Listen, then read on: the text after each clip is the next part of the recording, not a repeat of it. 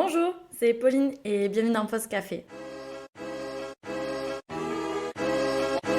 Alors, si vous avez entendu ma voix, je suis désolée, elle est actuellement en arrêt maladie. Elle a besoin de se reposer, mais elle a fait une exception aujourd'hui parce qu'on va quand même faire cet épisode du mercredi. Il n'empêche que malgré la maladie, je serai là, et je suis là, pour faire un sujet assez controversé, un sujet qui, moi, m'intéresse, que je pense qu'il peut intéresser plusieurs personnes. C'est pourquoi je suis devenue flexitarienne. Donc d'abord, je vais parler de différents types de régimes alimentaires qu'on peut avoir. Alors je dirais pas que c'est un régime alimentaire, mais un style d'alimentation qu'on peut avoir.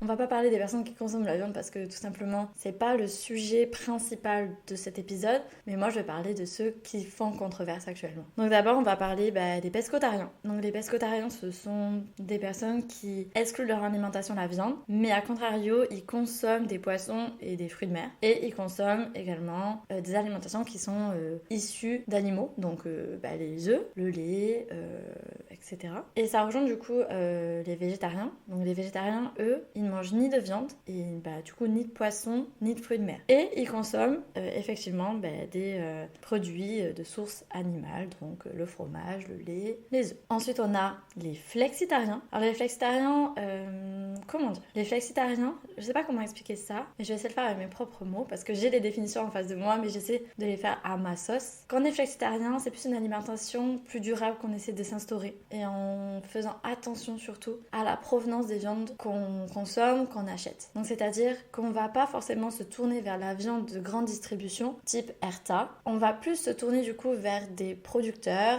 du coin, locaux, ou on va aller vers chez le boucher, etc. Parce que le but c'est de savoir d'où vient notre viande, faire attention d'où elle vient, parce que on veut plutôt éviter de consommer une viande d'une surexploitation animale. Je pense pas que ce soit ça forcément le terme, je l'ai dans la tête mais j'arrive pas à le sortir. Mais vous savez, la surexploitation animale, c'est pas bon environnementalement parlant, mais c'est pas bon pour la vie de l'animal. Et je préfère du coup manger par exemple un poulet fermier dont je sais que la vie a été de vivre sa vie dans la plaine, que de manger un poulet qui a vécu sous un hangar et qui n'a pas vu une seule fois le soleil. Typiquement, c'est ça un peu d'être flexitarien. Donc en fait, on va plus manger du coup moins de viande, moins de poisson, etc. Mais tout en faisant attention à la provenance de celle-ci. Ensuite, on a les végétaliens. Donc les végétaliens, eux, du coup, c'est pas de viande, pas de poisson, pas de fruits de mer et aucun aliment qui a une provenance animale. Et du coup, on a les véganes, c'est plus qu'un mode d'alimentation, d'un régime alimentaire, c'est surtout un style de vie. C'est-à-dire que c'est l'absence totale d'usage d'animaux, donc pas de cuir sur les vêtements, on ne vient pas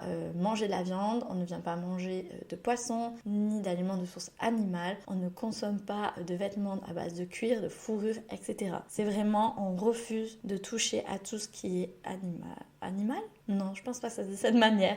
Donc ça, c'est différents types.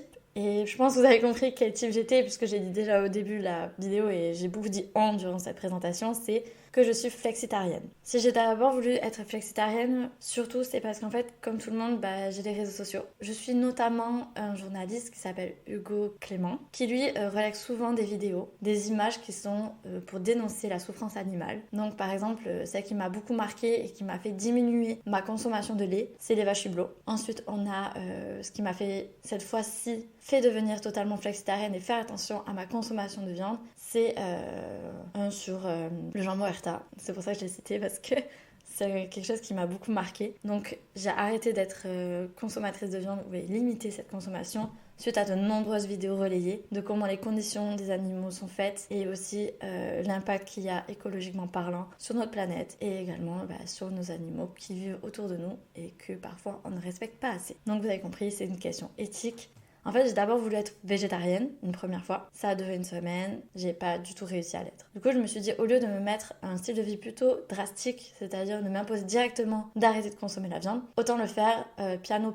Donc, j'ai décidé d'être flexitarienne. À faire attention d'où venait ma viande, de ne pas manger n'importe quelle viande, et de faire attention. Alors les fast-food, c'est sûr, j'ai arrêté de manger là-bas de la viande, donc je mange tout ce qui est râpe chèvre, tout ce qui est à base de fromage généralement, les frites, etc.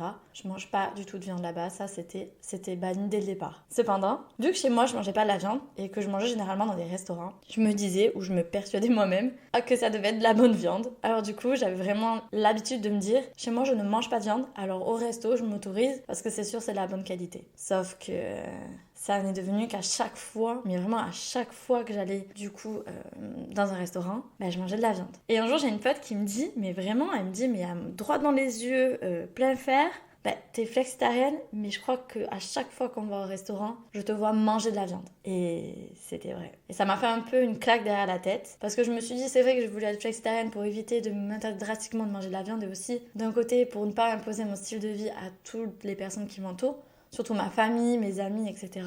Mais en fait, ça suit pas la ligne de conduite que je voulais me mettre. Si j'ai décidé de faire attention à la consommation de viande, c'est pas pour que dès que je suis au restaurant, je mange de la viande. Donc c'est vraiment à partir de cette phrase que je me suis dit, elle a grave raison. Il faut que vraiment, même si je suis au restaurant, que je me tourne vers la carte côté végétarien. Donc c'est vrai que j'ai fait cet effort, et puis c'est vrai que j'ai certains amis qui le sont, donc c'est beaucoup plus facile quand je suis avec eux de me jouer au jeu de prendre des plats végétariens que quand c'est vrai que je suis entourée des personnes qui n'ont pas le même style de vie que moi, de me dire ah ouais, je vais me laisser tenter peut-être pour prendre un peu ça.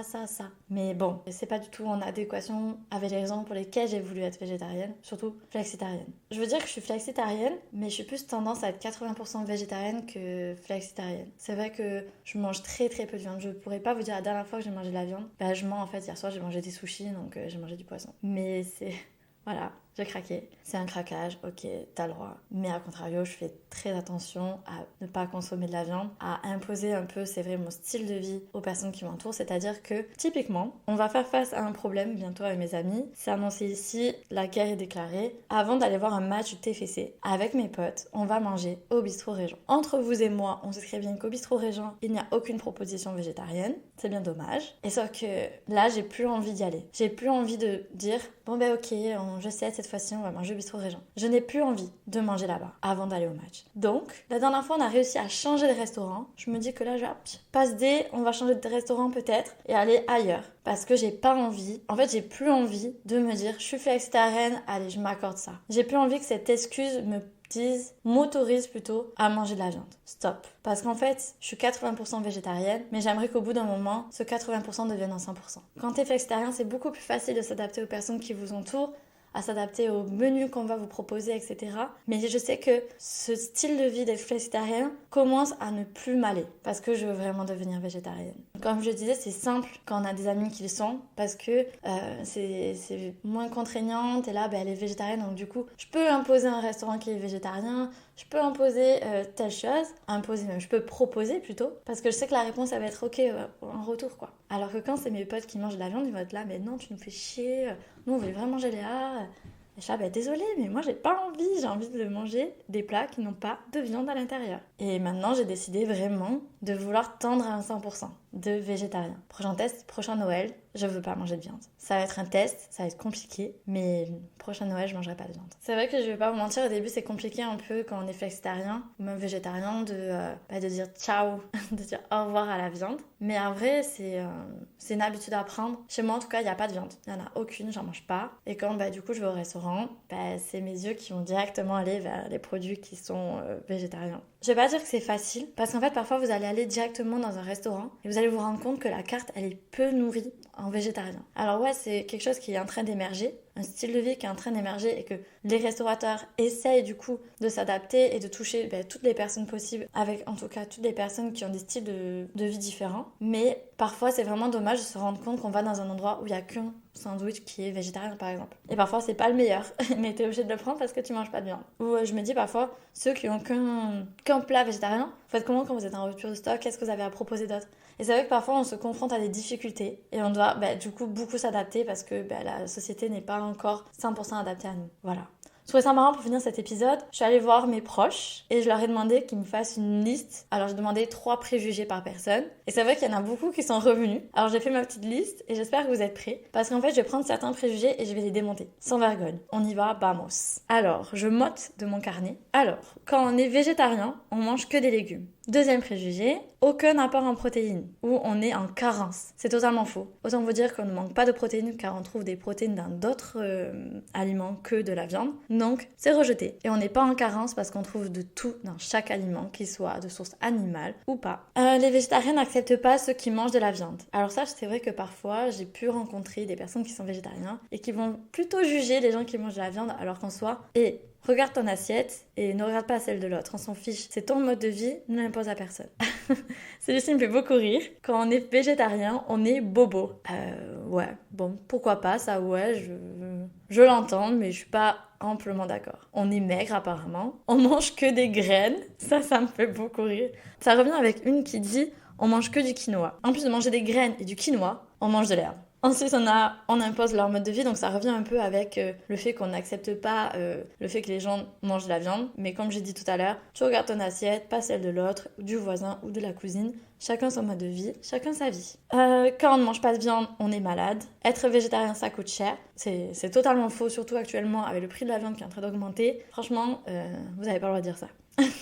Leur personnalité tourne autour de ça. Je sais pas. Je suis pas amplement d'accord, mais je peux l'entendre. On est chiant. Alors ouais, je pense qu'on est chiant parce que quand on est végétarien, oui, on est chiant parce qu'on ne mange pas de viande et du coup, il faut s'adapter à nous. Ce qui revient avec un autre préjugé que j'ai eu, c'est prise de tête à faire de la cuisine pour eux parce qu'il faut s'adapter. Veulent se donner un genre, donc je trouve que ça revient aussi avec un effet de mode. Je trouve que ça va ensemble. Et c'est pas un effet de mode. Je pense que juste que ça commence à émerger et que on se commence à se remettre en question et que les gens sont d'accord avec ce mode de vie-là. Et du coup, ça se propage. Donc je pense pas que ce soit un effet de mode, mais c'est juste une remise en question générale. Alors lui me fait rire, c'est que les végétariens portent des baggy. Bon alors ça m'a fait beaucoup rire. Ou ont des poils sur les aisselles, ça me fait rire aussi. Font des manifs, se pensent meilleurs, sont intolérants, sont hystériques, ont des couleurs de cheveux genre bleu. Ce sont des gauchos. Et ça c'est un peu vrai, c'est que c'est vrai qu'on a différents types de styles alimentaires et certaines personnes se perdent ou ne sont pas assez informées sur ça. Typiquement, il y a pas longtemps, j'étais au restaurant avec un de mes potes et par exemple, il n'y avait qu'un hamburger végétarien et sauf que il nous disait qu'il n'avait plus de quoi faire cet hamburger. Il nous dit mais si vous voulez, on a du poulet.